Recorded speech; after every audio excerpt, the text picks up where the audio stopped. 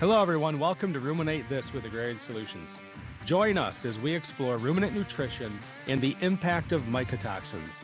Here, we challenge your curiosity and explore new industry insights and research to optimize your herd's health and performance. Hey, everybody. Welcome to another episode of Ruminate This with Agrarian Solutions. I'm your host, Scott Zaire. And today we have the pleasure of talking with Danielle Varner once again. Danielle, apparently I didn't beat you up too bad on the first podcast that we did together. And thank you for agreeing to come back for this round two. At the end of the last time we talked, you said something that I think is a controversial topic. So I can't wait to dive into this conversation. Today, folks, we're going to be talking about colostrum, the first 24 hours. I think some of you may have even heard us talk about one of our favorite sayings within agrarian, courtesy of Dr. Larry Roth. What happens day one, week one, month one, sets that animal up for the rest of her life. And in the last episode with Danielle, we kind of alluded to that, how what we do in the beginning can change the entire trajectory of not just that individual animal, but the whole herd. And so today, Danielle, I'd like to dive in more with you on that topic of colostrum. And just for everybody, Danielle, just give us a refresher of who you are, where you're at in the world, who you're working for, and what your role is. Yeah, of course. Thanks, Scott. So I'm Danielle Varner. I currently work for Cargill Animal Nutrition as a calf and heifer specialist covering Pennsylvania. I studied at Delaware Valley University, where I majored in dairy science. And then I spent 5 years working at a herds manager, whether it be in PA. And then I went over to Utah, mostly managing the Hispanic workforce, but also managing the herd health aspect. Awesome. Well, Danielle, welcome back to the hot seat. Thank you for having me. So I enjoy people that are like passionate about something, right? I think it's crazy to think that you're going to find somebody that's just passionate about every little thing. I think that's nuts. But the more I've gotten to know you, I've appreciated how much passion you have for these baby calves. And I think that's worth talking about. So, what drives that passion? I loved working on farm. I love what I do. I think I really found passion. My grandfather had a dairy farm, still does, around 220 cows. And my first job was feeding calves. And I was so frustrated because a calf wouldn't drink and I didn't know how to tube. So you'd leave it there and then people would forget. And then this calf would be dead. And you're like, darn it, if I just knew how to do that thing, I could have saved it. So I said, I'm going to go to school and I'm going to learn everything I Yeah. can, whether it's the reasons why we do the things we do or the skills of how to tube and how to IV, because I really wanted to be the best that I could and I didn't want to leave that in the hands of somebody else. I wanted to be able to do the whole job. And I think just being in the industry, I love what I do. And maybe I'm not on farm every day, but I love being a partner with the farms that we do have in order to help them achieve their goals. And I think with being in charge of the Hispanic workforce and being in charge of them and quality as well, I'm very passionate about training. I've seen so many farms, even whenever I've started with Cargill, turn their farm around by just educating on the why, and it clicks. It clicks for the guys. Protocol drift is a lot less, and it's a happier environment for the guys. And I'm just so passionate about being able to help farmers achieve their goals. I love the fact that your first job was feeding calves on grandpa's farm, and that's like what stuck and drove you to college. That is such a cool story. And I don't think you hear that a lot. I mean, like that's like growing up, like that's your dream job and you're like living it. It So really I think can't that's pretty awesome. start to finish. Yeah, that's awesome. We're not going to dive into what my dream job was when I was a kid. That's we'll leave that one alone. Day one, week one, month one. Colostrum. I think there's a lot of great resources out there. There's a lot of people on platforms like a podcast talking about the importance of colostrum, quality and quantity and timeliness. One of my favorite things about Danielle is that she says, get the colostrum in the calf within 2 hours. Try to get it in within 2 hours. No, do it. is such a big difference, right? Between 2 hours and 3 hours and 4 hours. So, as I mentioned, there's a ton of resources. There's been tons of research at the university levels on quantity and quality. We test colostrum with a Brix refractometer oftentimes, or we use a high quality replacer. Everybody, Danielle, knows how important the colostrum program is. So why do we have to keep talking about it? That's a really good question. I think there are a lot of groups involved, kind of like the last time that we were talking, how we talked about when you do have your meetings, getting different groups of people together. I think sometimes the responsibilities are not as defined. So let's say you're milking your cow calves. Whose responsibility is it to get that cow to the parlor? And are you supposed to get her into the parlor or just in the group and then the guys milk her? And then when the guys milk her, who's reporting that? Are they calling the calf, the person who's feeding the calf, to say, hey, this milk's here? Or are they just coming back around whenever they get a chance to check on it? And I think sometimes it goes to the wayside because we're just going through the motions, right? Or maybe we just don't have enough labor going through there. I think we just don't put as much importance on that. And then we have a hard time working an uphill battle when she's immunocompromised, right? And I think we can do all things right and one little thing goes wrong. So maybe we are testing the colostrum. Maybe it's testing high and we are getting it within that 2 hours. Is the equipment clean? Are we pumping that Yeah, colostrum that we just spent all of yeah. that in the first 2 hours into a dirty pail?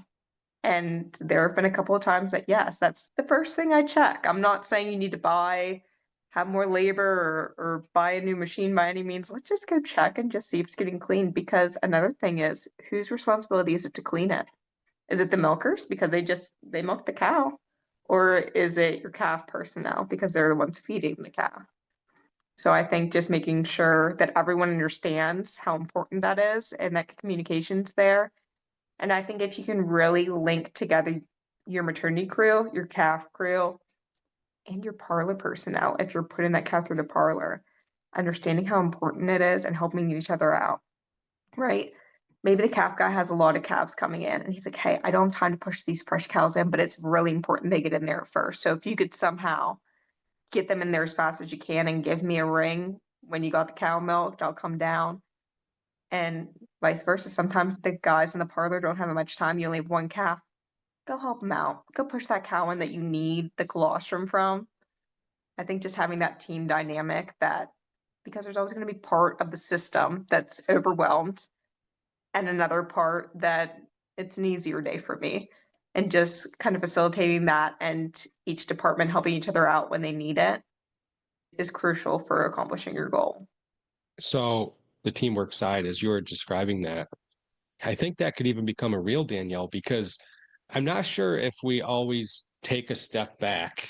And so for me, that was very insightful because I'm not sure if we always take a step back and say, who all is actually involved in the colostrum program?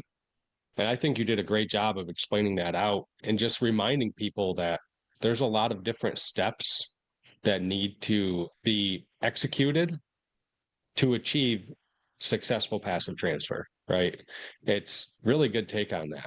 So we talk about successful passive transfer a lot, right? And we know we can do blood proteins, we can kind of audit the colostrum program, if you would, but dive into it for me a little more from just the animal side, right? So what happens with this animal when she's getting 3-4 quarts of high quality colostrum versus maybe 2 quarts of high quality colostrum?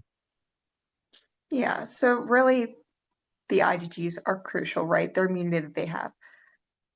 I passed on immunity to my daughter through my blood. Cows cannot do that. The only source of immunity that they're getting is from that colostrum that we're giving them, which is why it's so crucial that we get that in.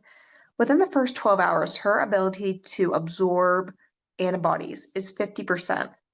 50%. So let's think it's the end of the day. We just got done milking. The crew is just like, the milkers are off. We'll just feed her in the morning. 12 hours later. She doesn't start making her own immunity until around day 21. So as we're plateauing and we're going down, when do we normally see scours? I mean, you could see them the first couple of days, that could lead to a maternity issue, but if we're seeing them around day 7 to 14, she doesn't have that much immunity because she's coming down off the immunity that we just gave her from the colostrum, and she's still trying to build up her own innate immunity. So the higher that we can start her, the better off we are. Because if we start her any lower, when she's going down, she's so immunocompromised. And then we're fighting an uphill battle because she can't fight it off. So we're just trying to get her to survive until she has enough immunity to fight it off on her own. Yeah. Yeah, Death Valley, right? That window of like day 5, day 6, when that passive immunity is really dropping off to, like you say, day 21. I like to call that Death Valley. And aptly named, that is where calves go to die. And so I think sometimes, Danielle, we start thinking about this calf program and we're executing at a high level very consistently, colostrum quantity and quality and timeliness, right? But it's still like Death Valley's still there. So what advice do you have for folks to try to make sure that calf gets to that day 21 time frame where the innate immune system starts to kick in and really mitigate losses during that Death Valley period? Yeah, so I think we really started out, like you had said, we cover the bases with colostrum. We also want to make sure hot navel dipping. There are two Mm, ways for bacteria to enter the calf, and that's through through the mouth, and through the umbilical cord. And sometimes that's missed, right? Or we'll dip her while she's with the mother, and the mother licks it off. So really, the new trend has been dipping, navel dipping twice or three times with a tinctured iodine to really close that off and prevent bacteria because there's so many issues you can have there. And then on top of that, like we had said, it can enter through the mouth, making sure our equipment is clean, making sure we're starting from youngest to oldest. We're not starting with the sick calf that doesn't want to drink, and then the new calf doesn't want to drink, so we put our fingers in her mouth. And now we're spreading that. Making sure our boots are clean when we're entering, that we're not yeah, going to calf hutches and then going to newborns, making sure our equipment to transfer is clean. The amount of times that we forget that if we have to transport that calf, how often is that calf cart getting cleaned? mm, That we're not just going day by day and the wheelbarrow has been there for Lord knows how long and the umbilical, like, and bacteria can enter through and it's covered in manure and who knows what. yeah, So I that's think a it's great point. and also early detection. I don't think I can stress that enough is that you have to have a calf crew that cares and has attention to detail because they need to know how the temperament of each calf. I always say the first day you know that that calf is sick is when she acts off. The first day when that one normally bolts toward the bottle and she just kind of acts like, she's playing around with it. She's kind of, maybe she doesn't look off. Maybe she looks happy, but she's just acting kind of stupid. That's the first Yeah. day. But 24 hours, you're going to know if it's respiratory or scours. So just keeping up on that because when she's down and out, it's way too late. Yeah, that's a great point. So when I at the beginning of the episode, Danielle, I teased that you said something in our last conversation that struck a nerve with me. 2 pounds of gain per calf per day. The reason it struck a nerve isn't because I don't think it's achievable or I think necessarily it's a bad idea. That's pretty aggressive. Danielle, I will tell you, if you ever learn anything about me, I am a risk taker. I don't mind pushing the envelope, thinking outside the box, and challenging the status quo. However, I'm curious if 2 pounds of gain is something that is likely achievable on a consistent basis in the near future for a lot of dairies, similar to how I view 8 pounds of components. I think we're unlocking more information about the rumen and we're just learning more on how to better feed these cows and so on. I think 8 pounds is going to be achievable on a consistent basis for a lot of herds really soon. Or is 2 pounds gain, is it just a mindset that we're trying to instill in people to just continually improve? Or are we chasing fool's gold with trying to get 2 pounds of gain? I think you can achieve 2 pounds, but you earn the right to 2 pounds. I will not come Mm, on farm and say, with my product, you will gain 2 pounds without management. Management is key to everything. Anyone who's gaining 2 pounds does not go there because they're buying the most expensive milk replacer or grain. They're getting there because they're down to basics, right? They've worked hard to get to that point. They've maybe been supported by their nutrition company. I'm not going to say that that hasn't been a key part of it, but there is no milk replacer or grain that can overcome management struggles. So we really need to get down to basics. And also, when are you taking the 2 pound weight, right? So people who say they're reaching 2 pounds, are you taking that right after weaning? Or are you taking that when they're leaving the hutch? Maybe 30 days later, maybe 2 weeks later, because they're going to be growing exponentially at that point when they're on to grain and starter intake and room and fill. So we really need to be looking at when we're taking those to see what's attainable and see when our neighbor says that they're gaining 2 pounds, are they taking weights the same as you? Is it apples to apples? And also, for so much money and getting 2 pounds, are we following through? When we move these calves, what's our weaning look like? Where's the next location? And are they losing that? Are we saying, okay, 2 pounds, check the box, Yeah. okay, now go to group housing and I guess survive? Are we carrying that nutrition and the management strategies over to the next location? And I think that's really crucial, is just keeping that throughout, because you don't want to be gaining all of that and then just to lose it when you move them because they're so stressed out and they go backwards.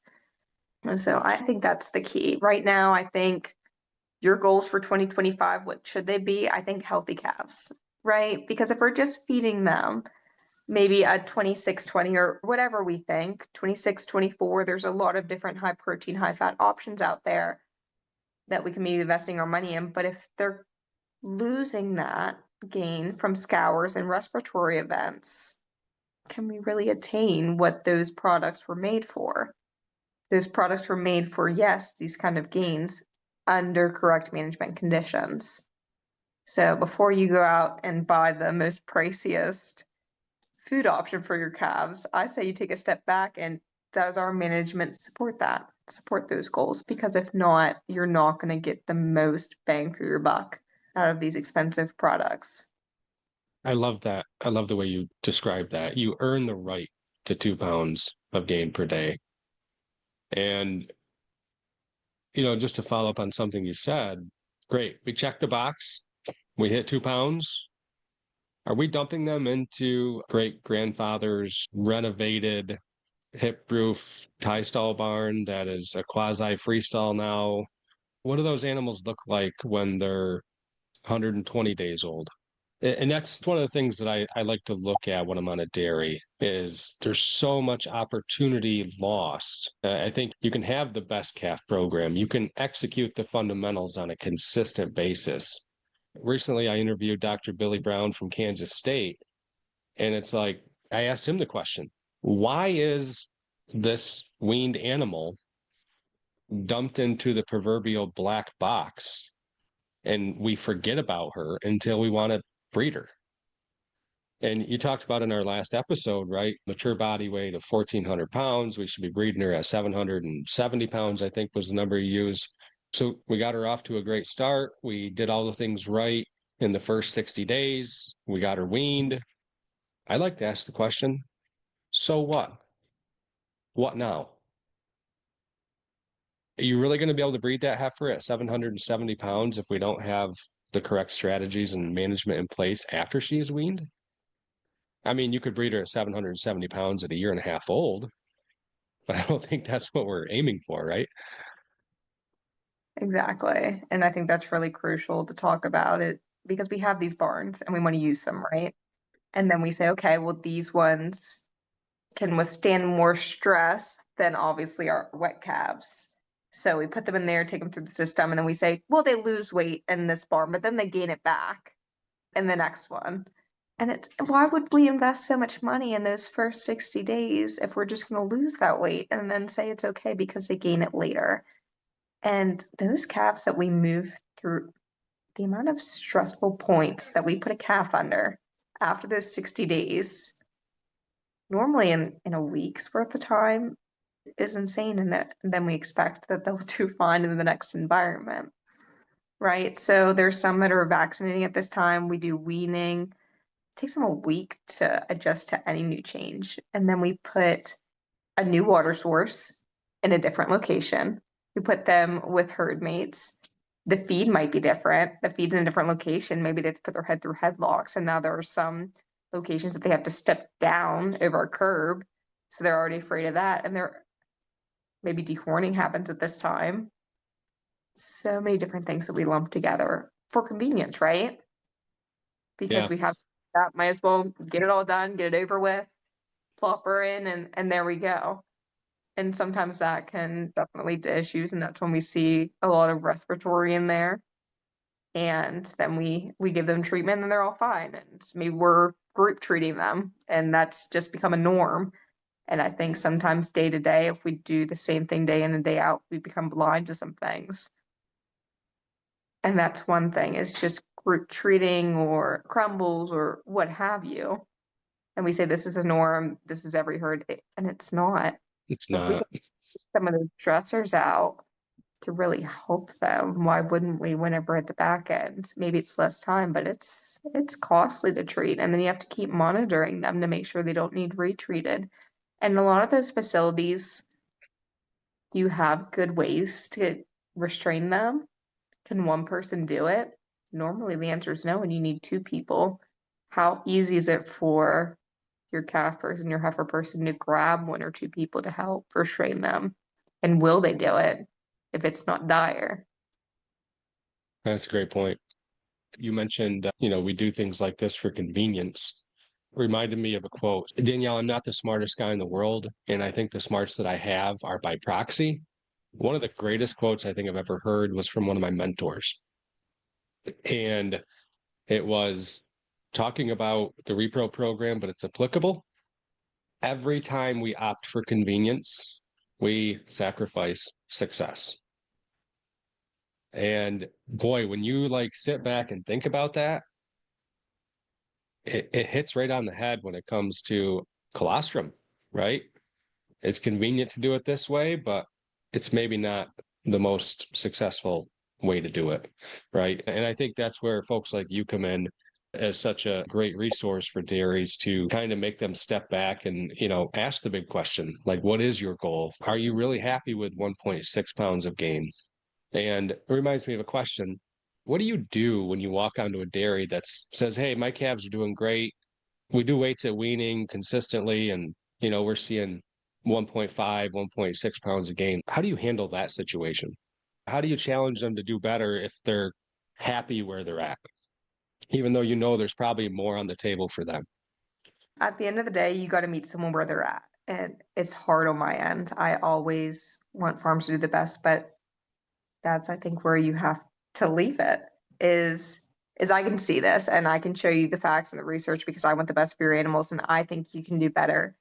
But I'm not driving the ship and I'm not there every day, right? So if your calves are healthy and this is how you define success, is that they've made it through, then that's where we're at. If you want to be in the top 5%, you got to do top 5% management, top 5%. Mm, So it's just like you kind of said with your employees, right? You can give them the facts and the figures and say, this is how it could help your operation. And I really want to work with you to achieve those goals. But at the end of the day, I'm here to support farmers and I'm here to support your goals. So if you're happy with where you're at, I can let you know the payback, the return on investment that we could do for going to the next step. But I'm here to support you where you want. I've learned I can't care more than others do. So oh man, that's the mic drop line right there for anybody that's listening to this podcast that is an industry support person like Danielle or myself. Danielle, honestly, I have gotten to the point, and I mean this with all due respect to everybody out there listening. I will be very upfront with a nutritionist, a producer, day one. Like, I genuinely want you to be successful. Like, I really do. I grew up on a dairy. It's like in my blood at this point. And I found, I guess for me, this little niche of with agrarian solutions of being able to support and get my dairy fix, by proxy. But I've learned to now be very upfront with individuals, like from the get-go. Like, I genuinely want you to be successful. I want you to have a long and prosperous career, your family to be happy, and be able to pay your bills and help you find that success. But if I want it more than you, and I usually word it like, if you don't want it more than me, meeting's over. We don't even need to keep talking today. And it was really hard for me to get to that point. It honestly was. And it sounds like you've probably had similar experiences. Yes, I have. And I think I'm here for the farmer, whatever you need. If you need advice, if you need sanitation audits, if you think your crew needs training, if you just don't have the time for that, but you acknowledge that it needs done, I'm here to help you. I'm here to set you up so you can spike it. I want you to be able to brag to your neighbor about how you're doing and how successful your crew is doing. And I'm here for that. But I have to also acknowledge that day in and day out, somebody has to audit these protocols, right? And make sure it's getting done and really light a fire. And if you're happy with where you are, I accept that and I'm okay with it. If you want to get to that next step, next level, maybe just don't know how to get there, maybe it's time constraints or financial constraints, I'm here to meet you halfway, right? If you want to get there and you want to get to that next step, here's what we need to do. If you say that's not going to work for my operation, we find another way to get it done. And I continue to fight for the farmer and for their goals. And I'm here to work as a partner, right? I don't want to step on their toes and say, you must do this or you must invest hundreds of thousands of dollars. But we got to play with. These are our Yeah. labor. This is our time. This is our money. Let's figure it out in there with what you have to get to your next goals. But yeah, I'm not here to say you better do this or you need to do this because it's your farm at the end of the day. And you're Yeah, the one. exactly. Yeah, I think that's true. And I give Danielle a little bit of credit here. I think this is the first time we've ever had a volleyball analogy on Ruminate This. Did you play volleyball in college or high school? Is that where that came from? We did it at the family reunions, but I'm telling you, it was very competitive. So I got spiked. We All right, fair enough. Fair enough. Danielle, there's some meat left on the proverbial bone on these calves that I kind of didn't flush out maybe everything I wanted to as we talked about from weaning on. And I guess it's a two-part question for you, Danielle, but thinking about the colostrum program and the follow-through that is required and the teamwork that's required to achieve successful passive transfer. How does that particular piece where you devote a lot of your passion to, how does that affect that calf once she's weaned and her ability to transition over onto feed? Oh, I think it's crucial, right? Because if we get that step wrong and then we fight scours, which decrease average daily gain, and then we fight a secondary respiratory, and then they go back. So they're already behind. And then we're going to put them in a group setting. How often are we monitoring those younger ones? Are we setting them back when they haven't caught up with their herd mates? Not really. So we're investing all this money into the system just to say those calves, they're not getting bred because they're not up there. They're behind. They're probably the ones that are going to keep getting respiratory that we keep sinking money into just for them not to make it through the system. Yeah. So, so it's very crucial, right? When we go into repro, we don't want them catching up because what are they going to prioritize? They're going to prioritize themselves over inception. And then we're sinking more money in later. So we just keep sinking more money, more money, more money later versus slowing down. I love this analogy that I learned through the company. Sometimes you got to slow down to speed up. And I think Amen. on the farm, we're go, go, go, like make it happen.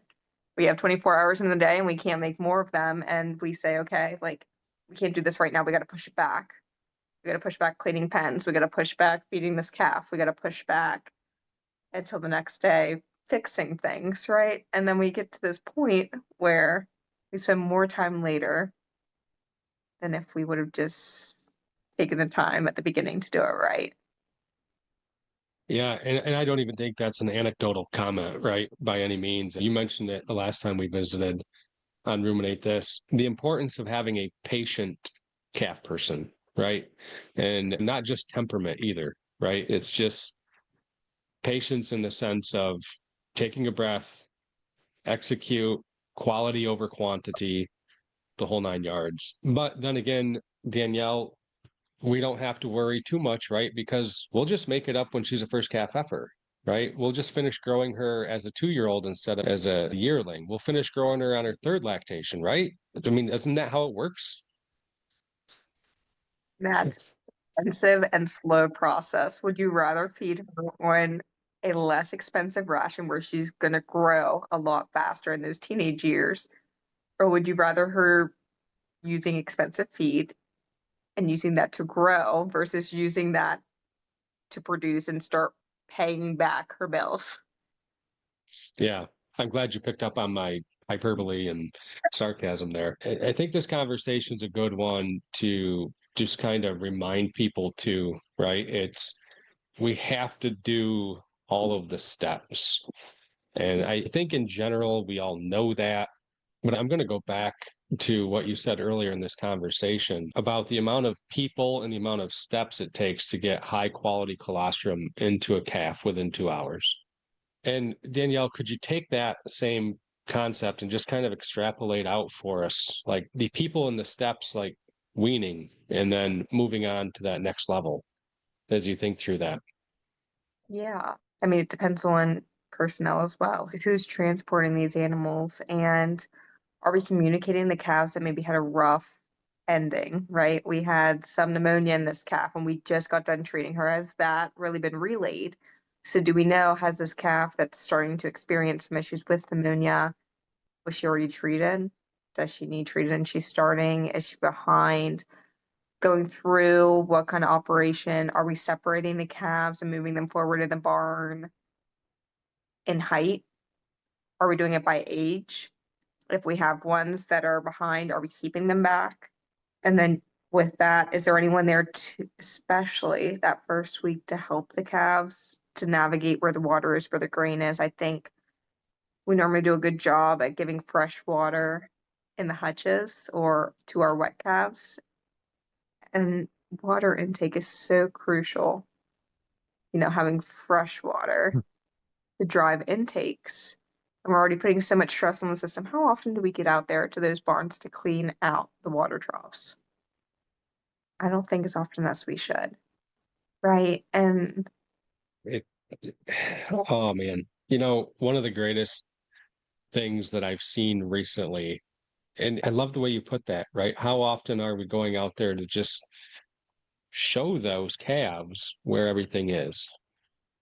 And, they have this whole new house to navigate, if you would. And, where is everything? So, one of your colleagues, Alyssa Dietrich, recently I was at a meeting you guys did, and she had this picture of the calf water trough. I think it was for weaned calves. And the chain to lock the gate, the location of it, it was blocking the calf's access to the water trough because it went like inside the pen and it was right at the perfect height to where if a calf did get her head through that, she'd probably get strangled. And it's like some of these things are just so rooted in common sense that I think we overlook them. I mean, just talking, I hadn't really even thought about that. Like, I don't think that's a question that I've ever asked a producer. Like, once you move those calves into their new group, once they're weaned, whose responsibility is it, as you like to say, and how much time is spent just kind of showing them the ropes a little bit? yeah, and I think really just limiting the changes, right? Because what if there's a different feed? So they're already not accustomed to that feed. Now they got to put their head through sometimes a headlock, which is already scary as it is. And then you're with group mates, so you have competition. And then your water's in a different spot. How can we look at it through a calf's eyes, going straight into there and say, how can we limit the amount of fears to get her for intakes, right? Because she's already stressed out enough. Can we put that grain maybe on the inside, right? Maybe not expose them to headlocks, maybe just put their head through and not lock up? Or can we put that grain maybe inside if we're doing maybe super hutches of groups? How can we make this as painless as possible for the calf? Because we don't really want to inhibit her from eating or drinking, and she's still trying to navigate her environment. Overcrowding. At these points, you do not want to overcrowd there, because if there's no room for them, they're already stressed out and maybe they're still catching up, right? Maybe they just got back on their feet and are going through that, and then they're already going to have a decreased intakes. What are the likelihoods of a relapse? So just really getting in there and utilize your help. If I know there are some times that guys are twiddling their thumbs, not all the times on the farm, right? But if you got a high schooler looking for work, don't forget those water troughs out there, making sure they're clean and that they want to drink out of them, and take the lid off. Take the lid off. Because if they do not clean in there, the amount of worms that I've seen that gather Uh, in the mud, the bacteria is still getting in there. And I mean, we're exposing new calves to the same water. So if we haven't cleaned that water for 6 months, you know how many groups of sick calves could have went through there? And just all trading saliva, and we wonder why when the calves do drink, they may have some issues. the water trough thing is crazy. And I think, just thinking through the processes on a farm, I think those calf waters or heifer waters probably are some of the most neglected there are, right? I see a lot of folks that are out bringing cows out of pens, putting them into the parlor. I've seen where they'll carry like a boot brush, shove the handle in their boots. They get to the waters, they scrub it, they drain them, plug them back up like once a day. Like it's every time on the morning shift, this is a protocol. Yeah.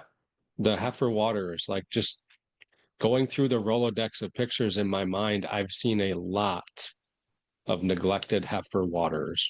I think that's a good insight for folks to think about. I think it's something we become blind to after a while. You're day in, Yeah. day out.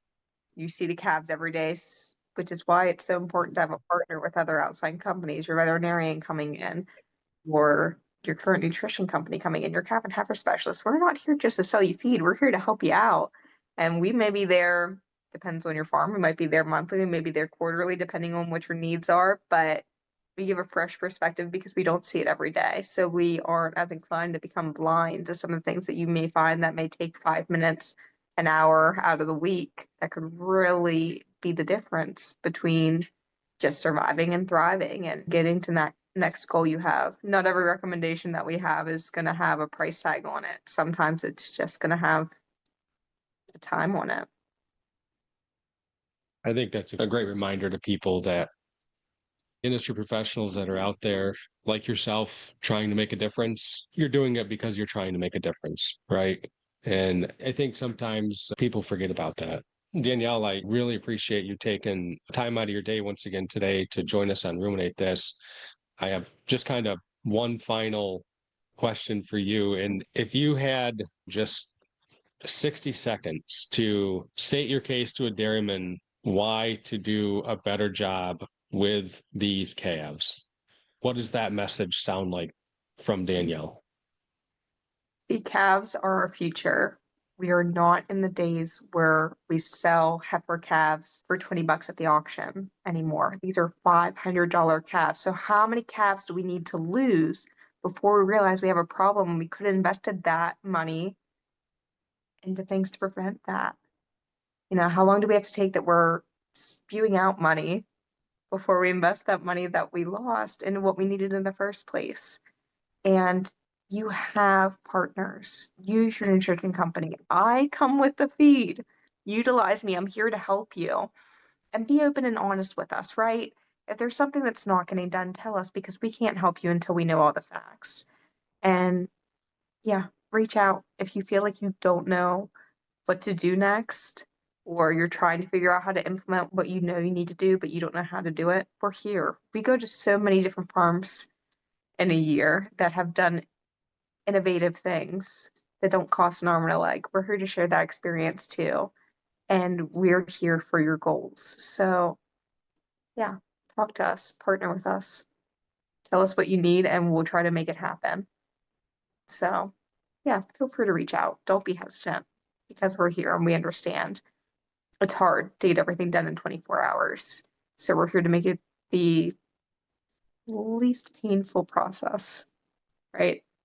I love it. That's such a great use of that opportunity to just get that message out. So once again, Danielle, thank you for jumping in to another episode of Ruminate This with Agrarian Solutions. And we have Danielle Varner, Cargill Animal Nutrition, Calf and Heifer Specialist, Pennsylvania. Find her on LinkedIn. Don't be afraid to pick her brain once in a while. I think there's a lot of good stuff Danielle can bring to the table. So, folks, I will be talking to you again soon, and I hope everybody has a great week. If you found value in today's podcast, please hit subscribe and share. And we look forward to talking to you again next week.